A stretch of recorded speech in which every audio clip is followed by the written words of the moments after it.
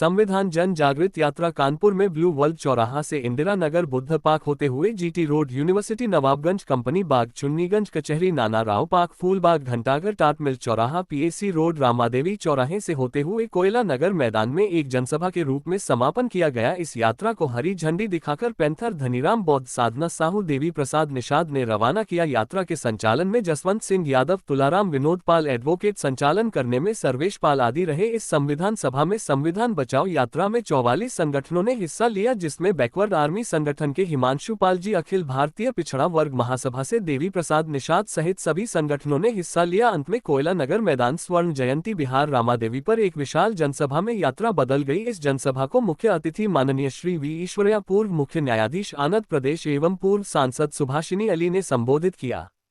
श्री ईश्वरैया ने अपने वक्तव्य में कहा कि संविधान में सभी को बराबर का हक मिलना चाहिए। लोग संविधान का दुरुपयोग कर रहे हैं, इसलिए संविधान को बचाने की आवश्यकता है। हम सभी को मिलकर संविधान को समाप्त करने वाले लोगों से संविधान को समाप्त होने से बचाने के लिए कार्य करना चाहिए, जिससे देश और समाज में समानता और संतुलन कायम रहे। संविधान दिवस के अवसर पर संविधान जन जागृत यात्रा का जो आयोजन किया गया, इसका उद्देश्य संविधान में वर्णित मूल अधिकारों के बारे में जागरूक करना। संविधान में अनुच्छेद 340, 341, 342 के अनुसार सभी की भागीदारी के प्रति लोगों को जागरूक करना। गांव एवं शहर के सभी नागरिकों को संविधान के प्रति जागरूक करने के लिए धार्मिक, क्षेत्रीय भाषण, लैंगिक, वर्गीय, जाति आधार पर हो रहे भेदभाव को समाप्त करने के लिए लोगों को जागरूक करना। महिला आरक्षण अधिनियम 2023 में पिछड़े और अनुसूचित जाति के अधिकारों के प्रति लोगों को जागरूक करने का उद्देश्य। आज की सभा में आए हुए सभी गणमान्य नागरिकों का एवं अतिथियों का स्वागत किया गया। कार्यक्रम में देश के दूर दूर से आए हुए अतिथियों का माल्यार्पण करते हुए अंगवस्त्र के साथ स्वागत किया गया। सभा में उपस्थित सभी पुरुष और महिलाओं को संविधान के विषय में जानकारी देते हुए उसकी कार्य प्रणाली पर वक्ताओं ने अपनी बात बताई। उपस्थित सभी जन समुदाय के साथ संविधान को बचाने के लिए संकल्प करते हुए सभी ने शपथ ली। न्यायमूर्ति ईश्वरैया ने सभी को संविधान की रक्षा का संकल्प लेने के लिए शपथ दिलाए। उपस्थित सभी समुदाय ने संविधान को बचाने का संकल्प लिया और यह संकल्प लिया कि हम सभी मिलकर देश, समाज और सरकार की सुचारू रूप से संचालित करने और भागीदारी के लिए हमेशा प्रयासरत रहेंगे। चाहे कोई भी पार्टी। आप जुडिशरी के हिस्सा रहे हैं जी, और एक सम्मानीय पद पर रहे हैं जी, तो आपको कब लगा कि संविधान को बचाने की आवश्यकता है? संविधान को मैं जुडिशरी में आप भले इंक्वायरी कर सकते हैं। मैं जब न्यायमूर्ति हुआ और पूरा आप हिस्ट्री ले सकते हैं। मैं जब ने शपथ लिया अपने विदाउट फियर और फेवर, अपने इतना कोई भी भेदभाव से, कोई भी डर से, कोई भी प्रभाव से, झुकाव से कोई भी जजमेंट नहीं दिया है। मैं संविधान को मैं रक्षा करा, मैं हाईकोर्ट की गरिमा बढ़ाया और कोई भी लालच में और इसमें किस में भी आया नहीं है। उस वास्ते मैं इसमें इतना जो इतनी धैर्यता पूर्वक आज पूरा भारत के सामने खड़े हुआ हूँ। संविधान को अभी मेरे को जो पोस्ट नहीं चाहिए, यूनियन कैबिनेट मिनिस्टर स्टेटस था। मैं जब national commission for backward class था, एक्टिंग चीफ जस्टिस थे, बाद में कमीशन थे, मगर उस वास्ते आज मैं जागृति नहीं हुआ।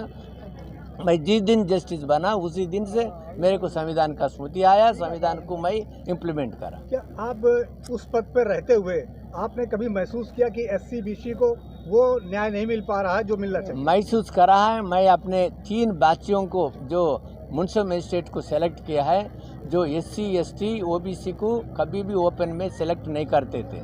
मैं जब अपने सिलेक्शन कमेटी में था 75% मैंने सेलेक्ट किया SC ST OBC, उसमें 50% होके और 25% भी मैं ओपन में सेलेक्ट किया है। और खाली जो अपने फॉरवर्ड क्लासेस को खाली 25% मिला है। मैं न्याय कर रहा हूँ, मैं किसी को बोल के नहीं कर रहा हूँ। मेरा कॉन्शियस वैसा बोलता था, अन्याय होता था। जो भी उसमें जो कमिटी में रहता था वो लोग ये लोगों का मेरिट में नहीं लाते थे। यही षड्यंत्र, यही कुट्रा, यही हो रहा पूरा भारत में, राजनीतिक में, जुडिशरी में, हर फील्ड में ऐसी षड्यंत्र हो रहा। जो प्रेस उसका हाथ में है, कब्जे में है, जुडिशरी उसका कब्जे में है, लेजिस्लेचर का कब्जे में है, एग्जीक्यूटिव उसका कब्जे में है। ये लोगों को दबे करके ये लोग राज्य कर रहा है। अभी से नहीं चलेगा, जागृत हो जाएंगे। कोलेजियम सिस्टम से जो पोस्टिंग हो रही है, जो चयन हो रहा है, क्या उस पर भी कोलिजियम सिस्टम का मैं बोलता हूँ। भले कोलिजियम सिस्टम अपने सरकार की इसमें जो सिस्टम था वो लोग हाथ में कोलिजम सिस्टम हाथ में ले लिया, वही जजमेंट लिखे वही जजेस सेलेक्ट करने का जो भारत में ऐसा हुआ। हम ऐसा बोलते हैं अगर अभी सरकार के हाथ में है तो भी वो ब्राह्मण बनिया क्षत्रिय की सेलेक्ट करेंगे।